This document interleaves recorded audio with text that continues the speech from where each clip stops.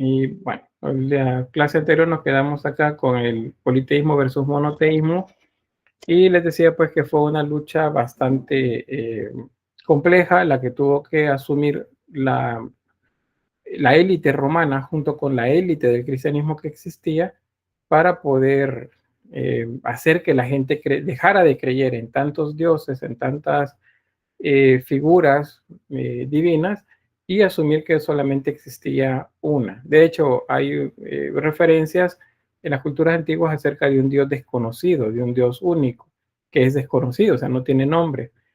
Acuérdense que el nombre de Dios no es necesariamente Dios, ¿verdad? El nombre de Dios es un poco complejo dependiendo de la corriente religiosa de la que estemos hablando o de la versión del cristianismo también que tengamos, si los nombres cambian. Entonces, ya había esa idea de dioses únicos también, pero la que se privilegiaba era la del politeísmo. Entonces, eso lo vimos ayer. Vamos a avanzar. Luego, lo siguiente es la influencia de la filosofía griega en el cristianismo y dice, bueno, ¿cómo es que Emily, ya lo pago. ¿Cómo es que la filosofía, pues, griega, filosofía, porque eso no tenía nada que ver con el cristianismo? Y sí, ¿por qué? Porque contextualmente es la misma época, así como incidía en la política y en las decisiones romanas, aquellas ideas de la filosofía griega, pues lo mismo lo hizo cuando el cristianismo comenzó a operar, tanto en la etapa paleocristiana, que es la de los primeros 300 años, como luego la conversión durante el siglo IV a la religión oficial del Imperio Romano. Entonces, las ideas de Platón son una de esas.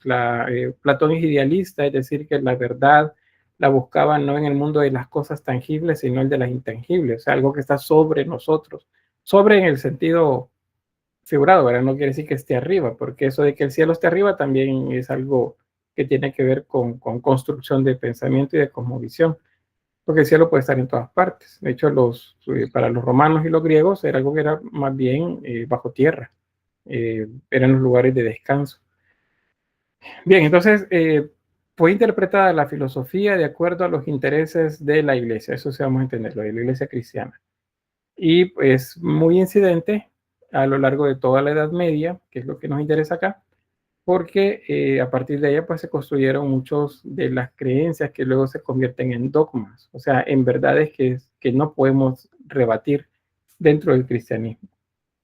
Uno de esos que tiene que ver con el neoplatonismo, pues en ese caso, dentro de la formación del pensamiento cristiano, pues Platón y Aristóteles son dos de los referentes para ello.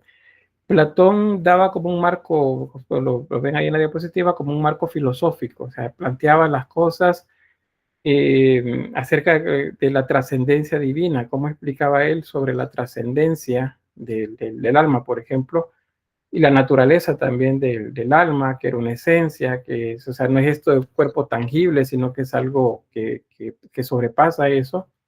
Y en el caso de Aristóteles, pues el pensamiento de él durante la Edad Media sirvió para hacer planteamientos que tenían que ver sobre la Trinidad Santa, por ejemplo, eso de la mano de San Agustín, por ejemplo. San Agustín es el título del cristianismo católico, es el de doctor de la iglesia, porque es un filósofo, de hecho, él se considera un filósofo.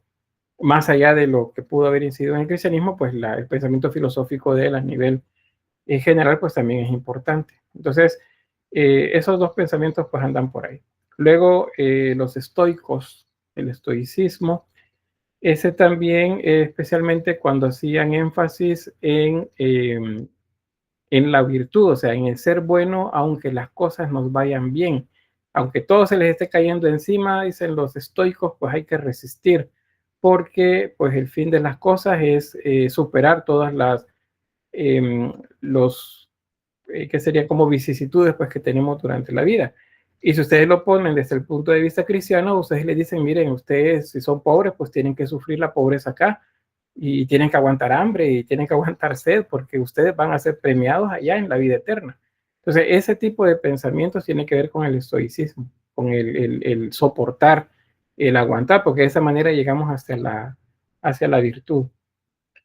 Luego, bueno, aquí también este otro pensamiento de los epicúreos. Este se los pongo como una contraposición a los estoicos.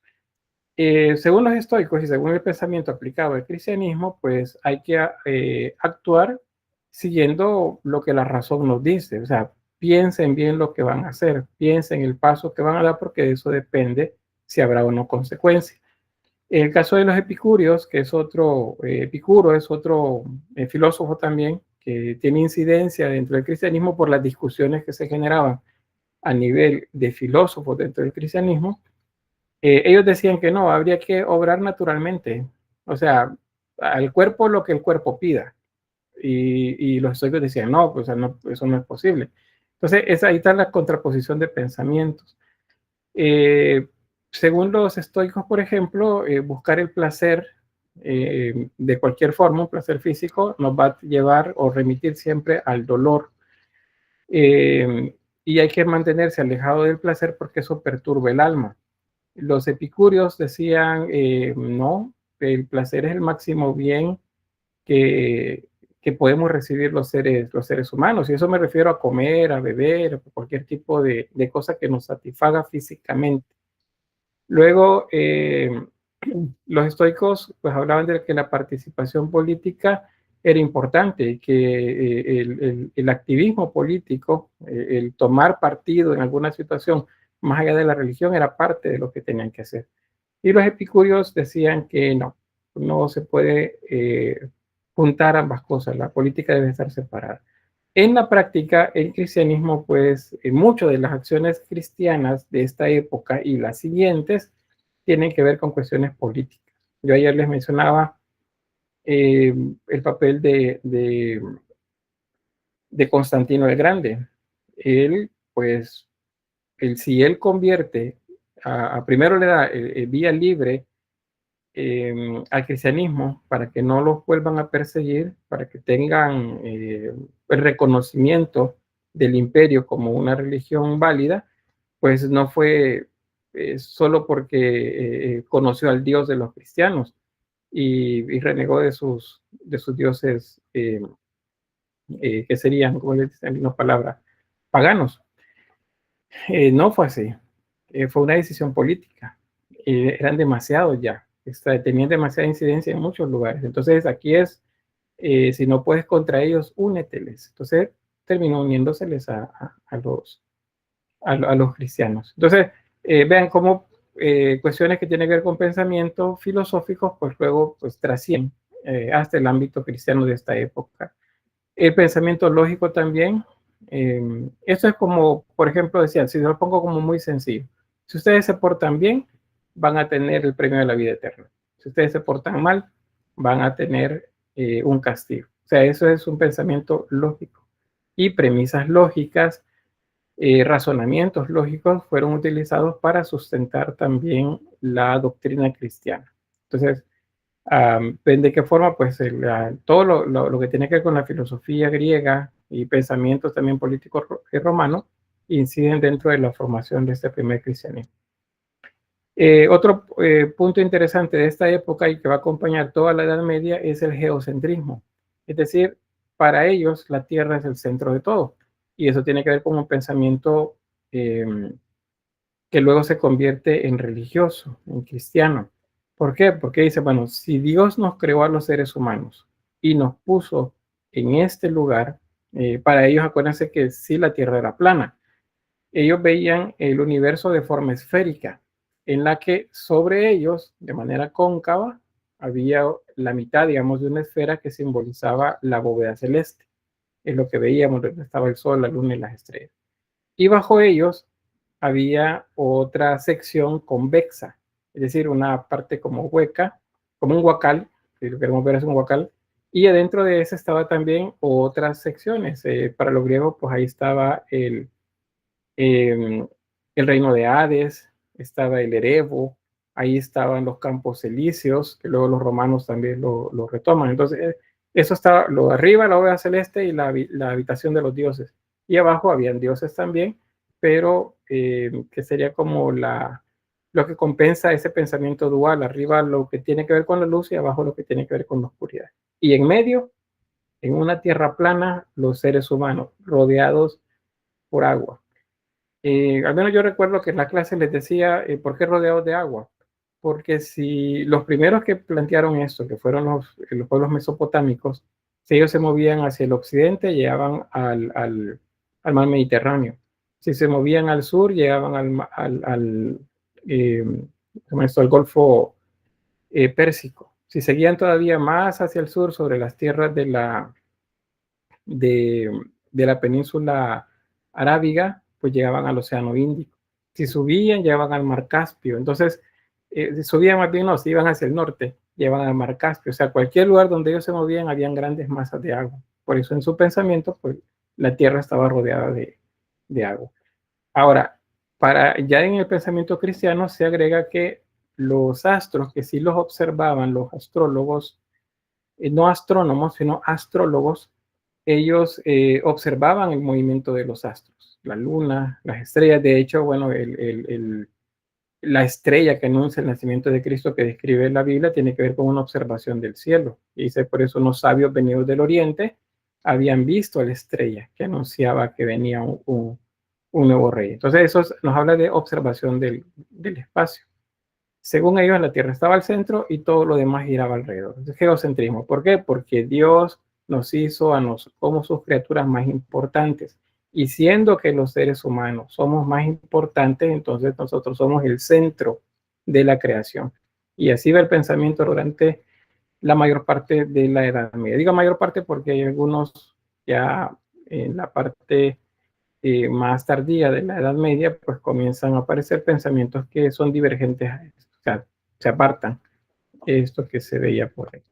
No sé si hay preguntas hasta acá, ¿se va captando?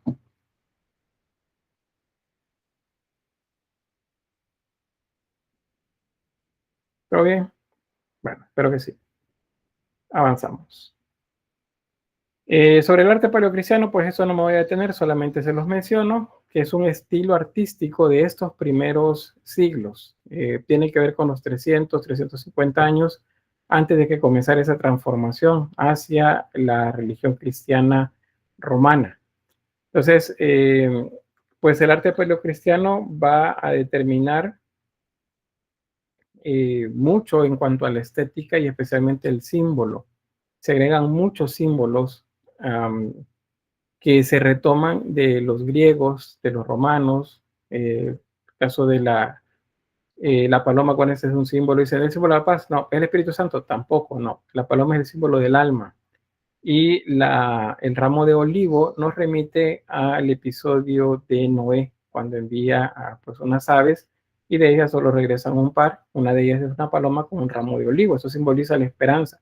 Entonces, una paloma que simboliza el alma junto con un ramo de olivo, entonces esto nos remite a la esperanza de la vida eterna también. Entonces vean una paloma y una ramita, todo lo que nos está diciendo. Así es como debe entenderse el arte de este momento. Muy simbólico. No importa la estética, importa más lo que significa. Luego estas galerías, eh, los ambulatoris, que son los lugares en donde pues, se ubicaban en los laterales los arcosorios o los cubículum, o también estaban los espacios, pues los nichos en los que se colocaban los difuntos. Entonces las catacumbas, luego la simbología. ¿Alguien recuerda cómo se llama este? Bueno, el nombre de este símbolo y qué significa. ¿Qué quiere decir? ¿Qué dice ahí? Crismón, muy bien, ese es el nombre de la imagen. Gracias, Carmen. ¿Y qué significa? ¿O qué dice ahí? Sofía, dígame. Buenas tardes. Si no estoy mal, creo que era el monograma del nombre de Cristo.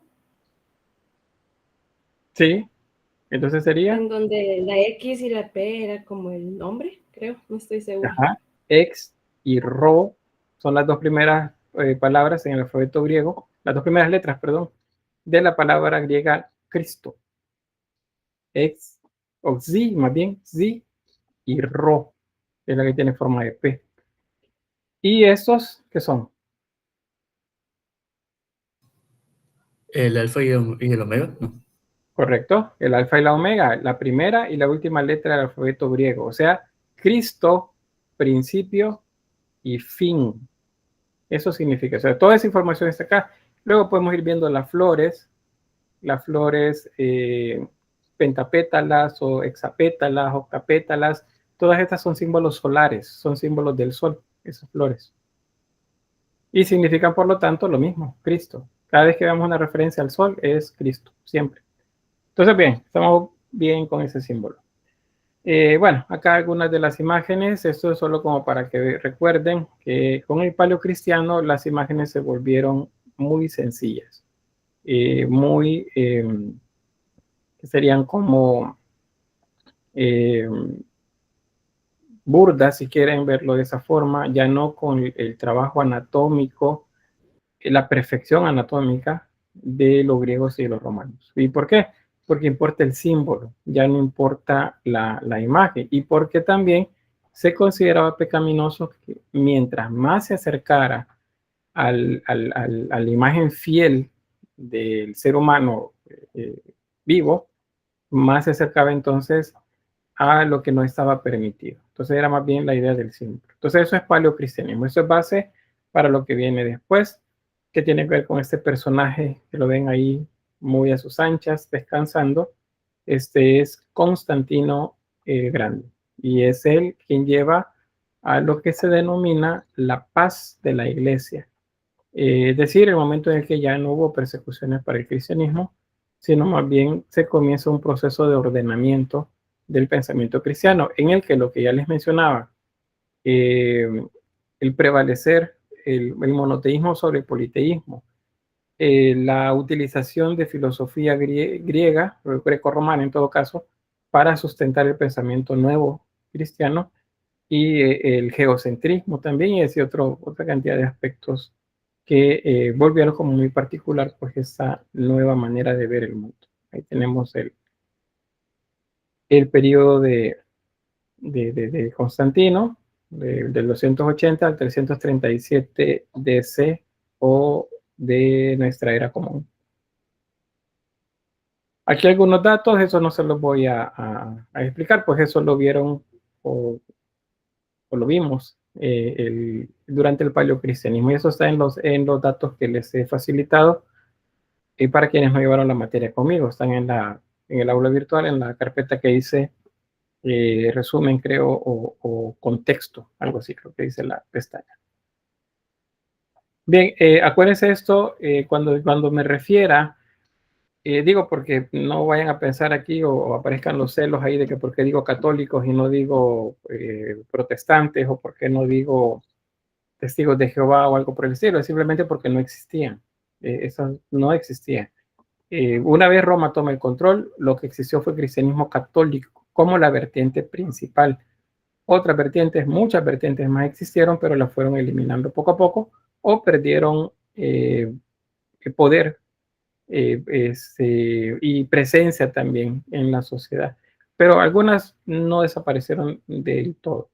Entonces, católico significa universal. Entonces digo, el cristianismo universal, pues digo, el cristianismo católico es lo mismo. No me refiero a católico como religión actual, sino con la concepción de universal, más bien.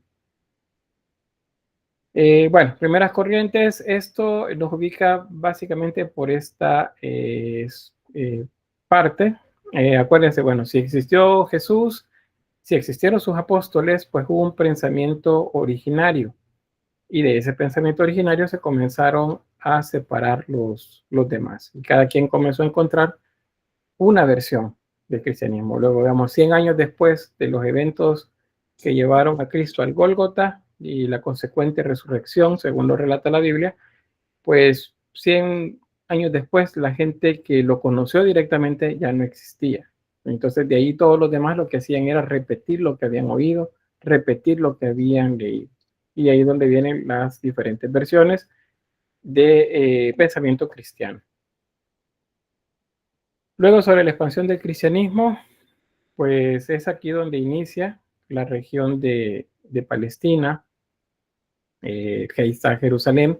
Les recuerdo que Jerusalén fue destruida unos 40 años después de los sucesos de la crucifixión. Los romanos destruyeron Jerusalén porque pues se cansaron de tantos problemas que estaban teniendo en esa región.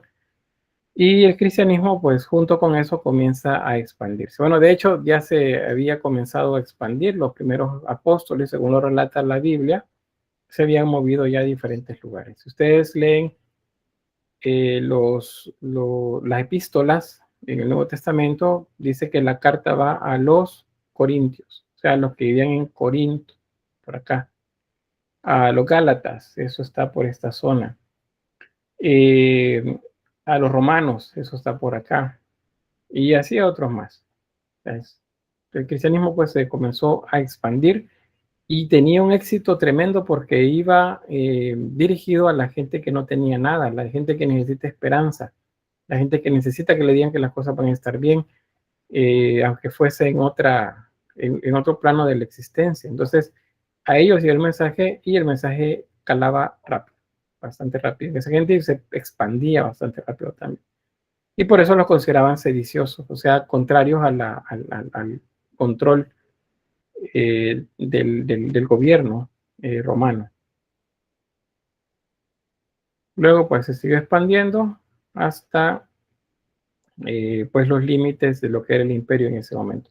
Luego de la caída del imperio, acá el cristianismo se mantuvo en esta región, pero acá tuvo que tomar un tipo diferente de actitud frente a la realidad que tenía. No habían reyes importantes, solamente habían líderes tribales, por ejemplo, líderes de tribus, y entonces acá ellos se movían de manera diferente que acá. Acá el emperador se quedó en Constantinopla y junto con el que se denominaba sucesor de Pedro y los obispos que se establecieron, pues comenzaron a gobernar y a decir que era correcto y que no era correcto. Y a orientar también lo que en imágenes se presentaba. Dentro de esas corrientes, que ayer alguien me preguntaba también sobre, o sea, qué es lo que pensaban esos otros que eran cristianos, pero que fueron eliminados por la vertiente más fuerte, que era la que vamos a llamarle católica, o sea, cristianismo universal. Por ejemplo, los nestorianos. Ellos, pues, tenían algunos pensamientos diferentes a la doctrina principal. Ellos decían, por ejemplo, que en la figura de Jesús habitaban dos personas que eran independientes, pero unidas, decía, en la figura de Cristo. Es decir, él era un ser humano y también era Dios. Eran dos situaciones diferentes las que tenía. O sea, negaba que fuera una sola persona. Era como si tuviera dos dentro de él mismo. Y se unía en la figura de Cristo. También a María la veían únicamente como la madre de ese Cristo, o sea, no de Dios, no del Hijo de Dios, sino que la madre de Cristo, o sea, de la figura que representaría la parte humana. Eso para el año 431, esto es siglo V, y a Roma tenía el control del cristianismo, fue condenada como hereje, y entonces persiguieron a los nestorianos. A la mayoría los obligaban a convertirse a la línea principal o a abandonar pues las prácticas que tenían, pero otros siguieron. Entonces el pensamiento nestoriano no se acabó de un solo, sino que siguió todavía durante un par de siglos más. Este es otro también, los monofisitas. En ellos decían que pues Jesús tenía solamente una dimensión divina, no tenía una dimensión humana. Él fue una persona extraordinaria, por lo tanto, de esa manera es como debería de observarse, no con la idea de que era un humano que sentía. Eso entonces rechazaba la doble naturaleza de Jesús, que establecía la vertiente más importante. Entonces también fueron perseguidos como herejes. Esto yo llevó también pues, a que desaparecieran la mayoría. Los arrianistas también, aunque con el arrianismo todavía a la fecha de algunas iglesias arrianistas. Ellos lo que decían era que Jesús de Nazaret, o sea, lo humano, no era Dios, ni era parte de Dios, sino que era una criatura de Dios. O sea, Dios lo había creado, pero no era Dios, o sea, no compartía la esencia de ese Dios único. Entonces, esto igual, los consideraron herejes y los mandaron pues a perseguir en el concilio de Nicea. El de Nicea es bien importante porque ahí se establecen como las líneas del cristianismo que aún a la fecha se mantiene. Eso fue el 325 después de Cristo. Es decir, 325 es siglo IV. Eso es el siglo. Luego, ¿cómo es que se decidía eso? ¿Cuándo lo decidía? ¿Quiénes lo decidían? ¿Qué era correcto y qué no era correcto en el cristianismo? Pues eso se hacía en un evento que se denominaba concilio.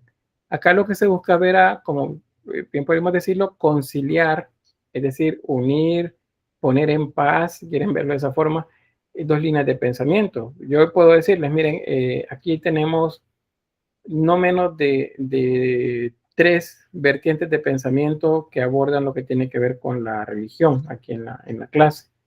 Entonces tenemos que coincidir, tenemos que llegar a un punto común entre las 3 vertientes, es decir, los católicos, los no católicos y, por ejemplo, por decirles algo, los mormones, por ejemplo. Esas tres líneas. Tenemos que llegar a un punto en que nos pongamos de acuerdo. Entonces, eso se hacía a través de concilios. Ahora, para que eso sucediera, había una vertiente que era la que tomaba, por así decirlo, el control, o sea, era la que colocaba su pensamiento por sobre los demás. Entonces, esa era el cristianismo universal romano, o sea, el cristianismo católico. Ese era el que la iba como determinando. Entonces, esos concilios son como asambleas y en ellos se decide qué es correcto y qué no es correcto. Han existido desde que existe el cristianismo y pues se siguen haciendo. El último grande, así como muy importante, fue hace alrededor de 60 años, más o menos. Es el llamado Concilio Vaticano II, eso fue en la década de los 60 del siglo pasado, mientras era Papa Juan XXIII. Él era el papa de ese momento. Entonces fue el último que existió. Antes de ese hubieron concilios. Este año hubo un cónclave. Eso no debe de confundirse, porque el cónclave es para elegir al sucesor de Pedro según la creencia cristiana católica. Pero los concilios son reuniones que se hicieron dentro del contexto del cristianismo católico para ponerse de acuerdo, pero más bien sobre cuestiones que tienen que ver con la fe. Bueno, aquí una aclaración nada más, que concilio y sínodo a veces se utilizan de la misma manera, pero el concilio, digamos que es el más grande, los sínodos son como más para resolver cosas inmediatas. Un concilio puede durar años, puede durar 5 años, 6 años, a diferencia de un cónclave. El cónclave, que se elige el sucesor de Pedro, el nuevo papa, bueno, estos últimos han durado días nada más. Del 2005 duró como 2 días o 3 días. El del 2011 creo, o 13 por ahí, duró un par de días también. Y este último duró creo que 3 días o 2 días. Creo que el primer día es donde se estableció, el segundo, la primera votación, y el segundo día de votación pues ya se tenía quién era el siguiente sucesor. No siempre fue así. Y vamos a verlo siempre dentro de la Edad Media, un momento en el que hubo un problema grande porque no decidían quién iba a ser el siguiente. Luego, pues este se considera el primer concilio. Se piensa que sucedió entre el año 49 y el 50 de nuestra era, o después de Cristo. Vemos que fue en el 50, estamos hablando 17 años después de los sucesos de la crucifixión. Ese fue el primero.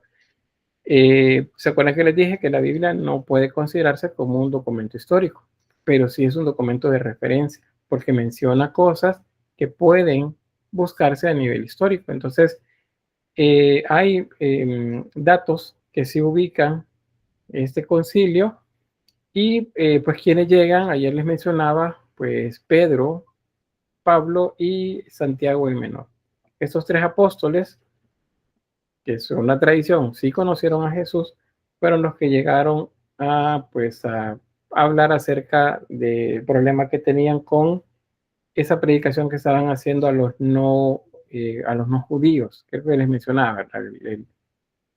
Los primeros cristianos eran judíos, o sea, eran hebreos, digamos así, no judíos, porque judíos es la religión, pero tenían costumbres judías, y de hecho los primeros libros, los libros que tomaban de base, eran los libros judíos, la ley mosaica, la ley de Moisés y otros libros más todavía. Entonces, ¿qué hacer con los gentiles? Y eso tenía que ver con que, bueno, ¿los circuncidamos o no? ¿Qué hacemos con los? Se convirtió al cristianismo, pero era griego y no está circuncidado. ¿Tiene que hacerlo, sí o no? O sea, ese fue el primer, que será, digamos, cuestionamiento que existió, que tenía que ver con la nueva religión que se estaba formando. Luego, en el 325, se considera el más importante de esta época, el Concilio de Nicea, y pues en este caso, a partir de ello se establecen las primeras reglas sobre el cristianismo. O sea, se establecen como ley las cosas en las que debe de creerse, y aquellas en las que no, pues simplemente no se mencionan. Hay 12 reglas que se van a establecer en el Concilio de Nicea. A partir de acá ya podemos hablar de un cristianismo más establecido, ya no es paleocristianismo, sino que es cristianismo como tal. Ahí aparece ya, digamos, las primeras reglas dentro del cristianismo católico. Entonces, eso tiene que ver con esto que ven acá.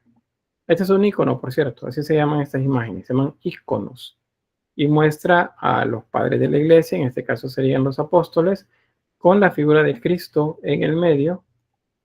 Acá, este rey representaría a Cristo, lo sabemos por el báculo que tiene forma de cruz. Esta es la que se considera pues el símbolo también de Cristo. ¿Qué es lo que se establecía ahí? Pues esto, los católicos que son de religión católica me van a entender, el credo. El credo es una oración. Ese credo es el que de manera poética establece las bases del cristianismo católico de ese momento. O sea, por eso el concilio fue en la ciudad de Nicea, y a ese credo, a esa oración en la que se dice en qué cree un católico, se le llama credo niceno. Hay una versión larga y una versión corta, según tengo entendido. No se lo voy a leer, pero a ustedes les va a quedar ahí para que lo vean. Especialmente si no conocen la oración, pues ustedes la leen, no como que están orando, sino que leen más bien qué es lo que dicen. Por ejemplo, les pongo algo por acá. Dice que Jesucristo, solo Él es Señor, es Hijo único de Dios, que nació del Padre antes de todos los siglos, que era Dios, o sea, era igual de la misma naturaleza del Padre, que era luz también, que era un Dios verdadero, venido de un Dios verdadero, y que fue engendrado, que no fue creado como una criatura, sino como un ser humano. Entonces, esos son preceptos básicos de la creencia, del dogma cristiano. Ya sea que en la actualidad sean ustedes católicos o no sean católicos, mucho de la creencia aún de los cristianos protestantes o de otras denominaciones tiene que ver con eso que se establece acá. No digo igual, no digo que sí en esto, ¿verdad? Pero tiene que ver con eso, porque fue el momento en el que se organizaron las ideas y el pensamiento filosófico. Bien, ¿preguntas ahí? ¿Dudas? ¿Algún comentario?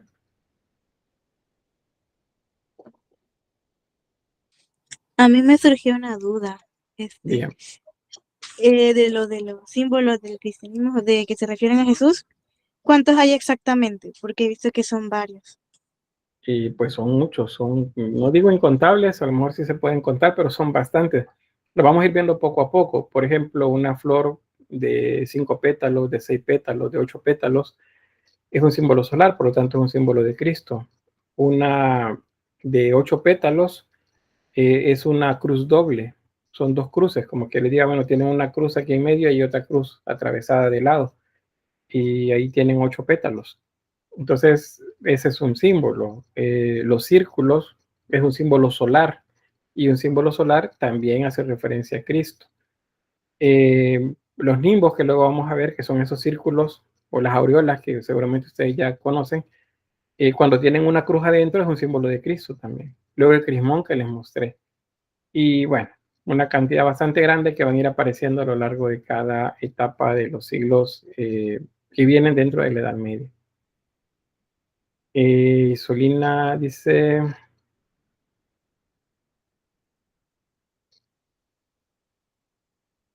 Bueno, ha tenido problemas, dice que no ha podido escuchar. Me imagino que debe ser la conexión a internet. Los demás me escuchan, ¿verdad? O también hay problemas. Sí, el caso de la compañera intérprete, no hay interferencia. No, está bien entonces. Sí les llega la información también a nuestros compañeros sordos. Bien, vamos a avanzar entonces. Ya abarcamos esa primera etapa, que es la que tenía que ver con la construcción del pensamiento cristiano. Ahora avanzamos 100 años del establecimiento de las primeras bases del cristianismo, ya como tal, el cristianismo que deriva del credo niceno. Y aquí comenzamos en el año 476, que es la caída de Roma en el occidente, la capital romana en occidente, hasta 1492, que es el descubrimiento de América. Este lapso de tiempo marca los 1000 años de la Edad Media. Entonces son 1000 años de Edad Media. Entonces, por eso se llama así. Edad Media, ¿por qué? Porque se considera un estadio intermedio entre la antigüedad y la modernidad. La modernidad es Renacimiento, Barroco, Neoclásico. Entre el Barroco y el Neoclásico se comenzó a estudiar mucho más la historia. Y esos primeros historiadores establecieron los nombres para las culturas antiguas y para las etapas también. Cuando hablamos de edades, acordémonos que iniciamos con la edad antigua, después sigue la edad media, que es esta les decía, luego la edad moderna y luego la edad contemporánea, que es en la que se supone estamos todavía, aunque algunos pues dicen que no, que ya la superamos. Pero bien, eso va para la unidad 13. Sobre la religión y política de esta época, bueno, ya bien establecida la religión comenzó a jerarquizarse. Bueno, no sé si les mencioné, pero sí, en el desarrollo del tema del paleocristiano, el ciclo anterior, decía, bueno, al inicio todos somos iguales. El cristianismo se vive en comunidad, o sea, todos somos iguales. Le dice un rico a Cristo, ¿qué puedo hacer para seguirte? Pues vende todo lo que tienes y sígueme. Dáselo a los pobres y sígueme. O sea, le está diciendo que baje el nivel donde está, a donde están todos los que son iguales. Pero ¿qué sucede cuando Roma toma el control? Pues Roma no estaba acostumbrada a que todos somos iguales. Roma estaba acostumbrada, y me refiero a la élite, que hay un emperador y hay mandos bajo el emperador, luego mandos medios hasta llegar al pueblo llano. Entonces hay una estructura de jerárquica. Entonces esa estructura jerárquica que la tuvieron sus dioses en la época politeísta, ahora lo comienzan a establecer también en la creencia cristiana. Y entonces, ¿qué sucede con eso? Pues los primeros ancianos, que eran los que llevaban la palabra, los que evangelizaban, eventualmente se fueron convirtiendo en sacerdotes. Y pues ya hubo un punto en el que el sacerdocio se divide también en dos, el que le llaman, o el clero más bien en general, el clero secular y el clero regular. El secular es el que vive en el mundo, por así decirlo. O sea, el que está en contacto con la gente común. Aquí hablamos de obispos, arzobispos y sacerdotes como en el nivel más bajo de la jerarquía. El credo regular significa que está sujeto a regla, o sea, están normados de manera estricta. Y una de esas reglas es que no deberían en aquel momento de tener contacto con el mundo. Estaban en lugares que llamaban claustros. Y los claustros son espacios cerrados. Tenían una iglesia para ellos y tenían un espacio amplio donde vivían. Ahí estaban las cocinas, ahí cultivaban, ahí criaban animales para su alimentación, ahí oraban, ahí meditaban y ahí crearon también muchos de los iconos, muchas de esas imágenes que sirvieron de base para las pinturas o las esculturas que se siguieron haciendo en los siglos siguientes. Entonces eso sucedía acá. Eventualmente, estos también comenzaron con una jerarquía. Por ejemplo, los abades o el abad era el nivel superior de una congregación de este tipo. También poco a poco fueron agregándose espacio para las mujeres dentro del clero regular, o sea, la parte de los monjes, también órdenes de monjas, pero no en el clero secular.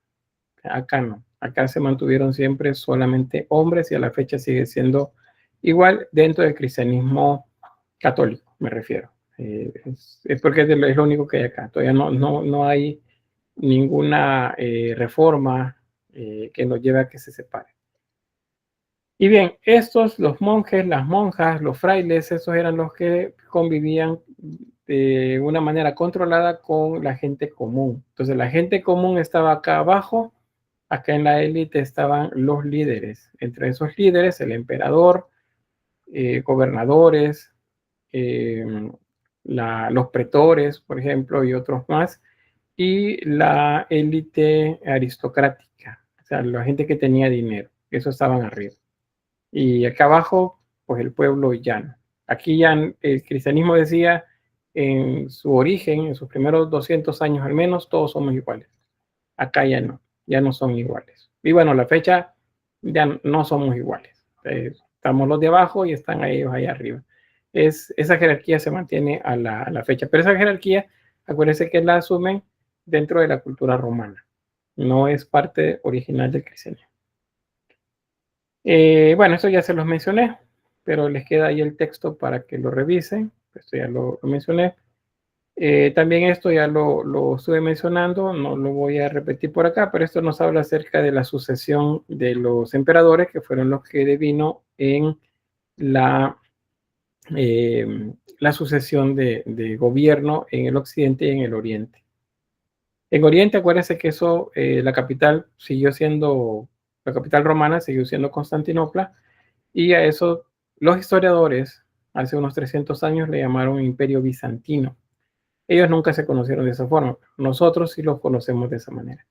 Y en el occidente, pues es un periodo un tanto de revueltas, de desorganización inicialmente, y poco a poco van estableciéndose reyes en esa región. Ahí tenemos las dos áreas del mapa. Acuérdense, este mapa se lo repito siempre, te los muestro bastante para que no se les olvide. En verde tenemos el Imperio Romano de Occidente. Y en amarillo, el Imperio Romano de Oriente. El amarillo sería Bizancio, el Imperio Bizantino.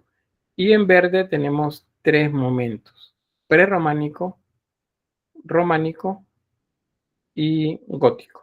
Es el último que vemos por acá. Imperio Bizantino, y prerrománico, románico y gótico. Pues ahí les queda también para que lo estudien. Este es un resumen, igual lo van a ver: el Imperio Bizantino, la civilización europea y el Islam. ¿Por qué se menciona el Islam? Porque durante la Edad Media, siglo VII, aparece una persona que dice que, bueno, el arcángel Gabriel se le presentó y le dijo que escribiera, que Dios mandaba que escribiera y que escribiera un texto. Y pues era a través de ese texto, a través de las enseñanzas del arcángel, pues él entiende que pues él es un elegido por Dios, un elegido como lo fue Cristo, un elegido como lo fueron los profetas. Entonces, ¿por qué se parece un tanto en algunas cosas el Islam al cristianismo? Pues porque el Islam más bien se creó dentro de un contexto de crecimiento del cristianismo. Pero se parece un poco por ahí. Por ejemplo, en el Islam mencionan a Jesús, solo que lo mencionan como un profeta, no como un hijo de Dios. También mencionan a María. De hecho, en el Corán se menciona más veces a María que en la Biblia. Y se le ve con mucho respeto. ¿Por qué? Porque es la madre del profeta. Mariam es el término con el que la nombran a ella. Es la madre del profeta. Entonces es muy, muy importante. Y eso le digo, aparece más veces en el Corán que en la Biblia. Bien, esto lo vamos a ver luego en Bizancio, pero pues adelantando, el Basileus es la figura del emperador. El emperador romano pasó a llamarse Basileus, así como aparece por acá. Bajo él estaba la aristocracia, es decir, la gente rica romana y de otros pueblos también que llegaban, y el alto clero, es decir, el papa y los más cercanos al papa. Los hijos del papa, por ejemplo, o la familia del papa, pues ellos eran los que estaban acá. ¿Cómo? ¿Por qué el hijo del papa? Porque en esta época no hay restricciones.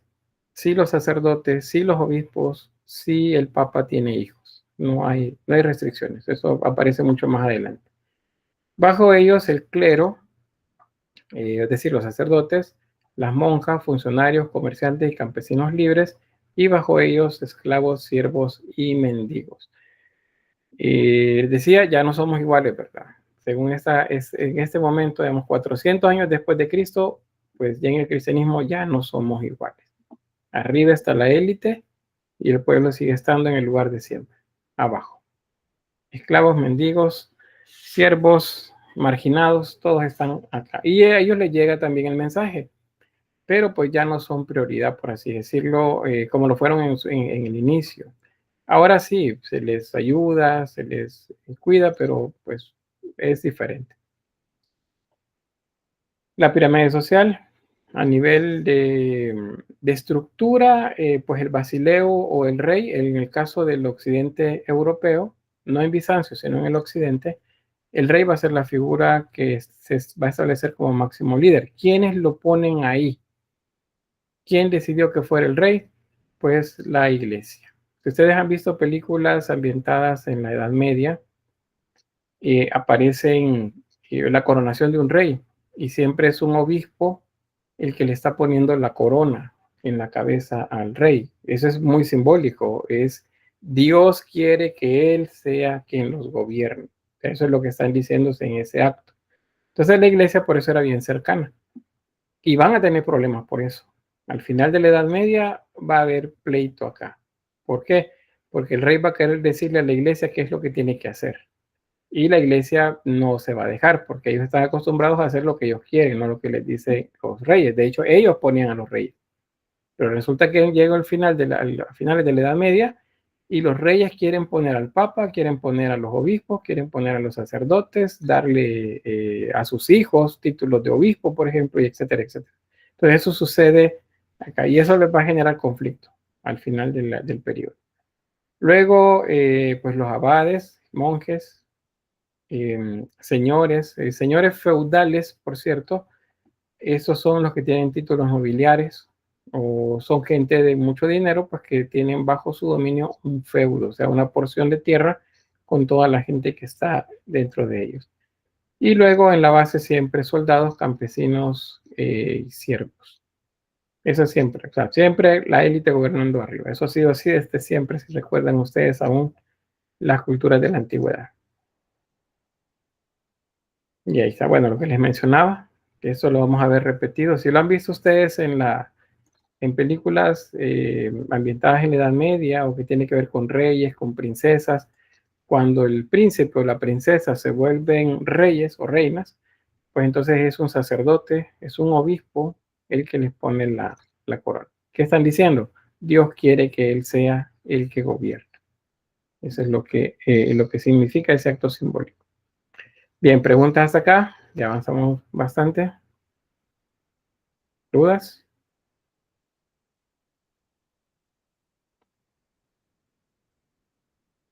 No, espero que no.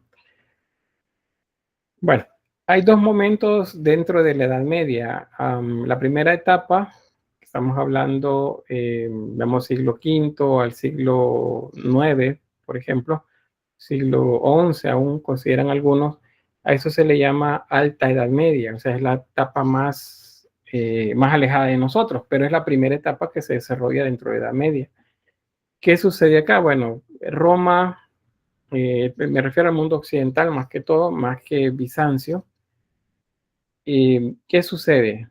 pues resulta que siguen existiendo invasiones. Las invasiones no se han detenido. Los pueblos bárbaros siguen en proceso de reacomodo y hay pues mucha inestabilidad política, hay guerras, hay asesinatos, saqueos y la gente abandona las ciudades, prefieren irse a lo rural. Por eso dice acá, es un mundo ruralizado.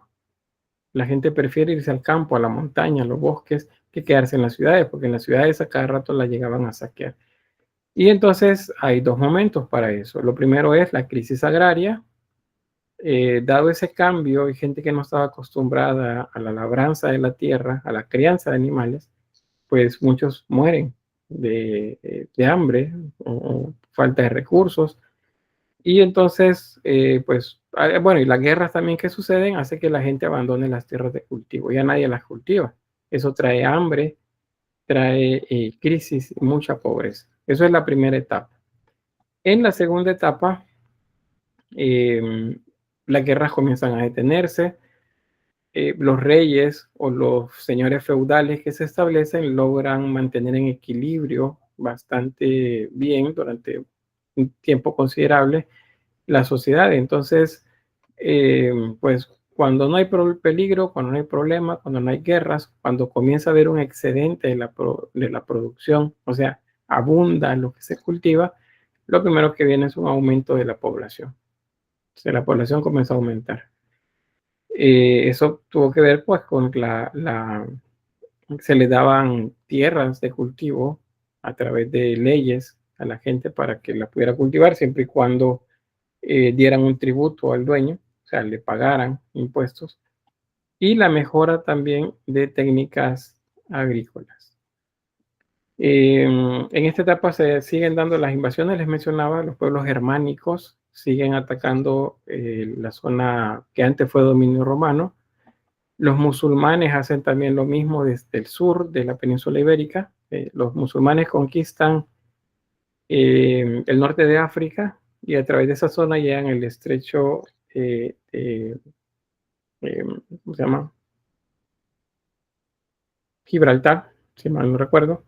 Y ahí pues atraviesan fácilmente el mar, una porción angosta digamos, de mar, y llegan hasta España. Y en España pues se establecen ahí durante varios siglos. Y luego los vikingos también, venidos todavía de más hacia el norte, pues generan bastante inestabilidad. Dado que es un periodo de mucha inseguridad, entonces eso genera relaciones de dependencia. ¿Qué significa eso? Pues que se identifican, digamos, tres grupos principales, o dos grupos principales más bien, que son los señores, los vasallos. Entre los señores, por eso les dije tres, pero se los voy a mostrar mejor con el otro diagrama, cuáles son esos tres, que son los señores, que es la fuerza civil, el sacerdocio, que es la fuerza religiosa, y el vasallo, que es el pueblo común. Eso es básicamente los tres, pero acá les mencionan dos. Los señores, es decir, quienes tienen ejército, quienes tienen dinero, quienes tienen el sartén por el mango, como diríamos, ofrecen protección a los vasallos. Y los vasallos dicen, bueno, si yo me quedo aquí, cultivo la tierra, voy a tener para comer y solamente tengo que pagarle pues un tributo al dueño. Y me conviene quedarme acá.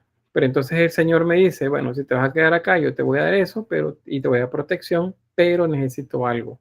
Y es lealtad hacia mí. O sea, que si alguien me ataca, ustedes vengan a defenderme. Que si alguien me roba, ustedes me defiendan. Esa lealtad genera una relación de dependencia. Los vasallos necesitan de los señores para protección. Y los señores necesitan de los vasallos para suplir tus necesidades de consumo, principalmente. Entonces, esa relación es la que va a producir la aparición del feudalismo. Al señor se le da una porción de tierra y él es dueño de todo lo que existe en esa porción de tierra, ya sea bosques, ríos, tierras de cultivo y las personas que habitan en ella. Son parte del feudo, por lo tanto, son parte en propiedad del señor feudal. Esa es la explicación de este diagrama. Hay otro más que lo vamos a ver luego, que es el de la Baja Edad Media, pero es un contexto diferente. Pero esto es contexto. Cuando yo les diga en el examen cuál es el contexto de la Edad Media o a qué cultura pertenece esta imagen, y ustedes dicen, pertenece a los visigodos. Bueno, visigodo, entonces Edad Media. Entonces, si es Edad Media, entonces el contexto es esto que les acabo de relatar. Aquí yo no les he hablado de pinturas, de esculturas, de arquitectura, de nada por el estilo. Les he hablado de contexto, o sea, las situaciones que están alrededor de la cultura. ¿Se entiende? Hoy están como muy silenciosos, algo pasa. Sí. Sí, todo bien. Bien, entonces avanzamos. Ese es el otro diagrama que les mencionaba, donde aparecen los tres personajes estos.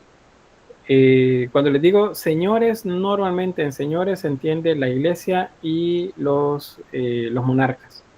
Se entiende de esta forma, pero los señores pues, están divididos en dos, y esos son los velatores, que son los que cuidan, es la autoridad civil, y están los oradores.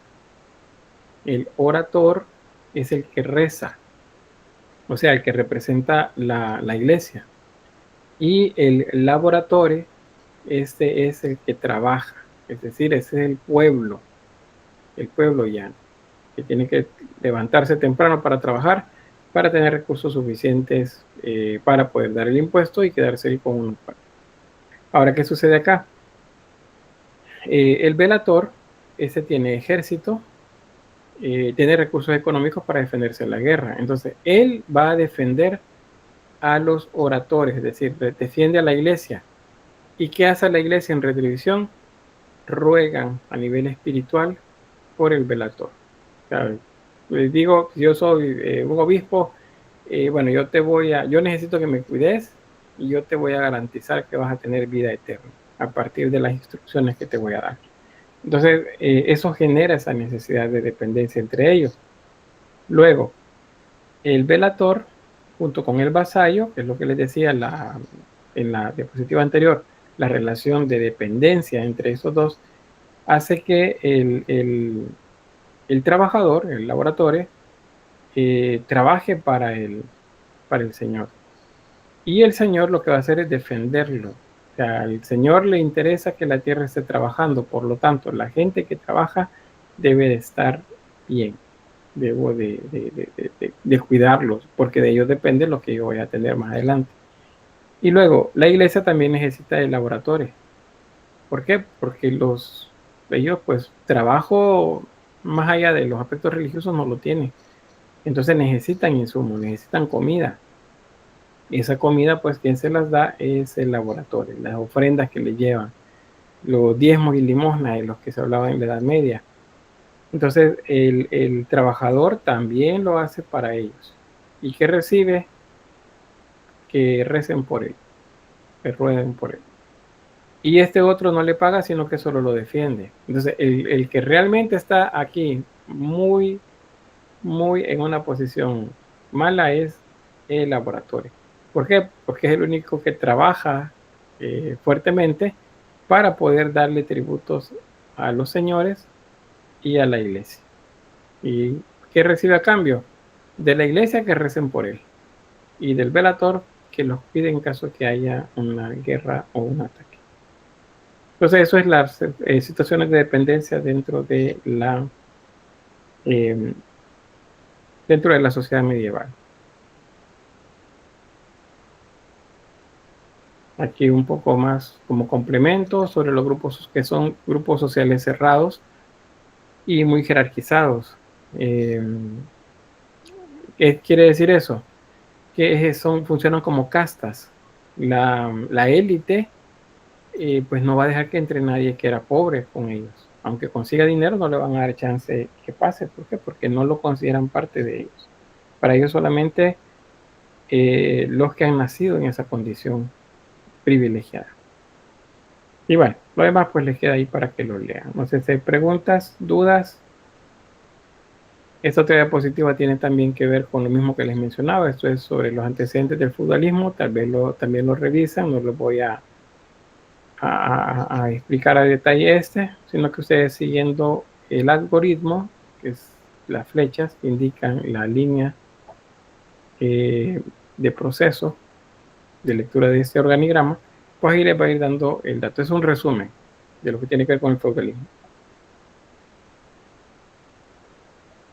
Ahí está otro dato sobre el feudalismo. Y les menciona el momento en el que estuvo con mayor apogeo, siglo IX y siglo XI.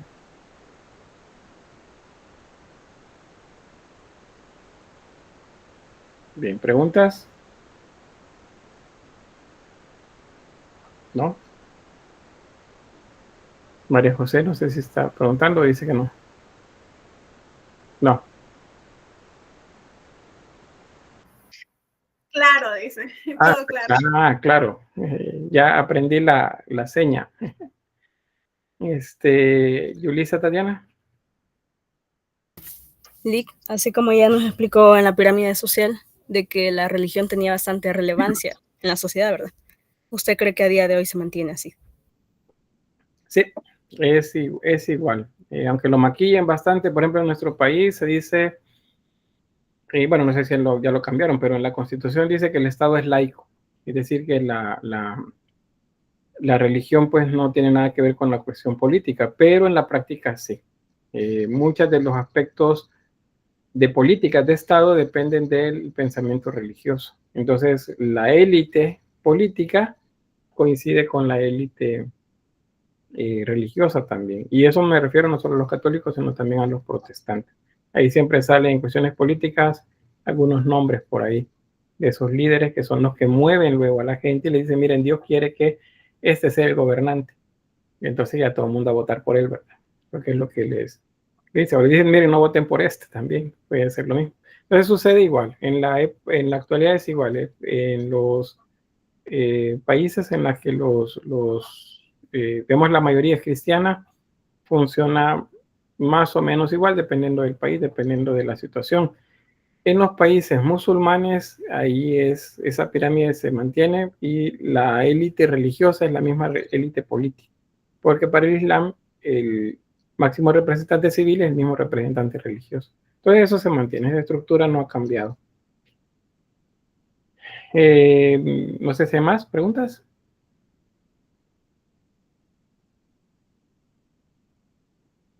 Diana Marisela. En la historia ha habido alguna mujer, ya sea religiosa o aparte, que haya destacado, pero que no la, ¿cómo le digo? No la hayan matado al final, sino que hayan muerto por causas naturales. Pero destacado en qué aspectos, políticos, religiosos, militares. Político. Sí, sí los hay, pero digamos que ya, al menos los que tienen más incidencia, ya es en la etapa en la que el cristianismo ya no tiene tanto poder a nivel social como lo tiene en esta primera etapa. Pero sí las hay, siempre ha existido mujeres que han tenido mucha incidencia y que no han muerto en la hoguera, como se dice. Bueno, una de ellas es la llamada Juana de Arco, por ejemplo, que es, luego el cristianismo católico la reconoció como santa, luego que fue el mismo cristianismo católico que la mandó a quemar. Ella ahora es Santa Juana de Arco. Ella pues fue usada, por así decirlo, determinadamente por monarcas y por la misma iglesia, y luego pues para poder deshacerse de ella, ya todos habían conseguido lo que tenían, pues la quemaron en la hoguera. Pero hay otras que no, hay otras que el pensamiento político o religioso ha sido bastante incidente y han terminado pues con muertes más tranquilas. Algunas de estas son religiosas, pensamiento o que serían como escritoras, filósofas también, que han estado presentes por ahí. Tienen la monja esa, Juana Inés de la Cruz, o Sor Juana Inés de la Cruz, por ejemplo. Era religiosa y su pensamiento tuvo bastante incidencia en su época. Entonces sí los ha habido. Además, en el transcurso de que vayamos viendo ya temas en específico, les voy a ir mostrando algunos nombres. Por ejemplo, la emperatriz Irene durante el bizantino, pues destaca en un momento en el que son los emperadores los que dominan todo. pero es gracias a ella que se logra una paz en la iglesia, que la guerra dentro de la iglesia cristiana bizantina, cristiana católica, se desata porque hay un grupo que quiere que las imágenes sean parte del ejercicio religioso. O sea, las imágenes me refiero a pinturas o esculturas de santos, de Dios, de Jesús, de María, y hay otro grupo que dice que no. Y así pasan peleando durante décadas, hasta que viene una emperatriz y dice, no, mire, aquí detengámonos, hay que pensar las cosas, y se hacen movimientos políticos por ahí, y pues termina en resolverse el problema esto de los íconos. Se llama las guerras iconoclastas. La vamos a ver pues en la próxima semana, esperaría yo. Bien, Emily, está bien, Emily, no hay problema. Luego pues la clase va a estar en el aula virtual. Bueno, vamos a avanzar. Esta es la organización de un feudo, solo se los muestro, vamos a ver esto más adelante, pero digamos el castillo vive el dueño del feudo, el señor feudal. Él tiene tierras para él, que deben ser cultivadas por la gente que vive en las tierras comunes. Esas tierras le pertenecen también a él, pero son para el pueblo.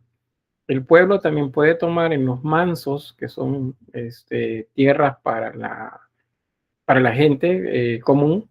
Ellos pueden tomar una parcela y cultivar para ellos, para su consumo, pero están obligados a trabajar en las tierras al Señor. Aparte de trabajar las tierras al Señor, de lo que ellos cultivan deben pagarle un impuesto al señor feudal. Entonces se la vivían la vida muy tranquilos. Eso sí, si había una guerra o algo, ellos estaban obligados a defender las aldeas. ¿Se fijan ustedes? Igual películas, que Hollywood nos remite bastante a aspectos históricos, cuando aparecen los caballeros así vestidos con armaduras y van a defender al pueblo, y el pueblo todo sucio y con ropas todas destrozadas, pues huyendo, tratando de esconderse en el castillo porque viene un pueblo bárbaro que los quiere matar y viene a destruir todo para robarse lo que tiene. Pues eso es, visualmente les está presentando la idea del señor feudal, que es el que tiene el ejército, y la gente que lo sustenta. O sea, está obligado a protegerlos a ellos, pero ellos están obligados a darle a él todo lo que pida. Todo lo que piden, impuestos y en trabajo. Entonces eso es la organización del feudo. Vamos a ver esto más adelante. Periodos artísticos. Bueno, pues en el oriente europeo es desde la península de Italia, como si vamos hacia la región de Turquía, toda esa zona que nos queda ahí, los Balcanes, Grecia, Turquía, la Palestina, Siria, Líbano, toda esa zona es el oriente. Entonces, en esa zona, el periodo artístico lo vamos a denominar bizantino, porque se supone pues que la capital es Bizancio, o la ciudad que luego nombran como Constantinopla. Los historiadores le llamaron bizantino al periodo. Eso es uno. En el occidente de Europa, y aquí hablamos desde la península de Italia hacia la región de la actual Alemania, Francia, España, Portugal, Inglaterra, eso es el occidente de Europa. Lo voy a mostrar en el mapa, ¿sí? Para eso esto se expone. Acá. Esta zona es oriente. Este es el oriente europeo. Esto. Y entonces en esta zona se desarrolla el imperio bizantino, que es Bizancio. Y a nivel artístico, eso le llamamos periodo bizantino. Pero el periodo bizantino tiene incidencia en el mundo occidental. Este es el occidente de Europa. La actual Italia, acá, Francia, Alemania, Bélgica, los Países Bajos, Inglaterra o el Reino Unido en general, España, Portugal. Entonces, esto es occidente. Entonces, deben acordarse siempre, cuando yo les digo occidente, es esto. La realidad acá es similar a esta. Similar, no es igual, es similar.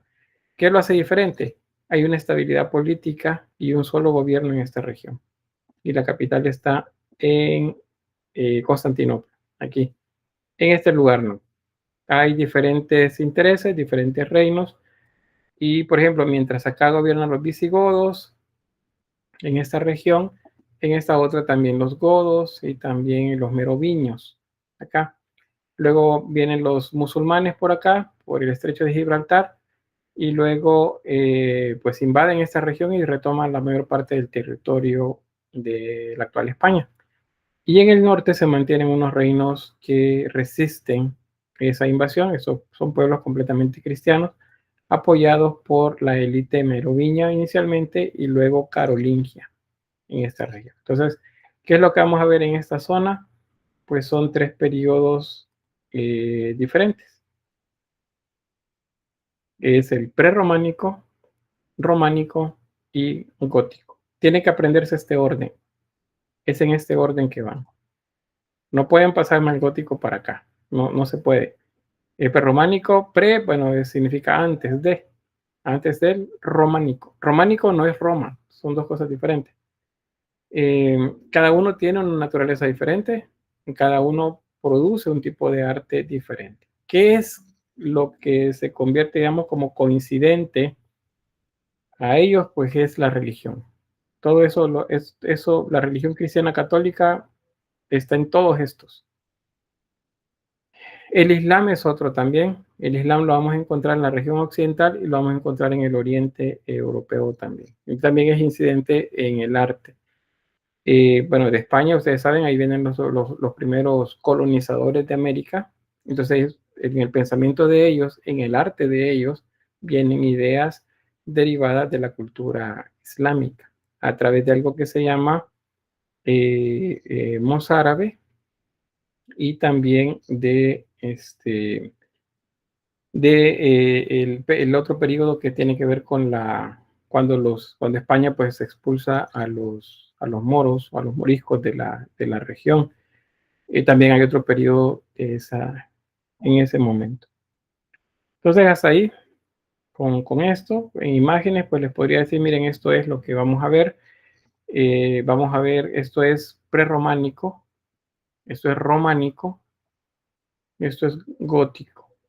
Y una mezcla de estos con esto es Islam, lo vamos a ver en el Oriente. Entonces, estas son a nivel de arquitectura, algo así vamos a ver, solo que así como bien separado, ¿verdad? No lo vamos a ver todo junto. Y bueno, ahí llegamos con esta parte de la clase. No sé si hay preguntas. ¿Queda claro esto? Los periodos artísticos.